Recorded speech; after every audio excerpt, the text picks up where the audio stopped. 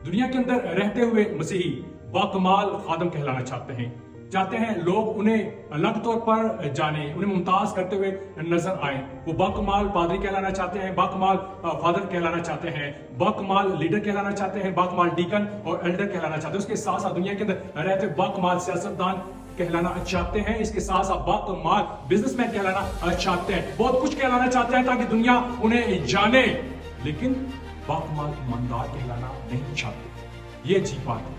खुदावंद हमें बाकमाल ईमानदार देखना चाहता है, लेकिन हम अपने अंदर और लोगों की निगाह के अंदर अल्लाह की बाकमाल बनना चाहते हैं। हम उन बुलंदियों को छूना चाहते हैं जहां पर खुदावंद हाँ बात की बात आमीन है, लेकिन शुरू के अंदर खुदावंद ऐसा नहीं चाहता कि आप जो बातों के पीछे भागते चले जाओ जहां पर खुदा ने चला भागो। हम कई दफा रुतबों के अंदर, हैसियत के अंदर, स्टेटस के अंदर भागना चाहते हैं, ना कि हम खुदावंद के कलाम में, उसकी मोहब्बत में, उसके कामों में भागे। लोगों में कुछ भी ना जाए, कुछ भी ना सोचे, कुछ भी ना समझे, लेकिन अगर हम लायक तौर पर बाकमाल ईमानदार बाकमाल बानिस्बत इसके झूठे तौर पर आप फादर, एल्डर, पादरी साहब कहलाओ और उखड़े हो।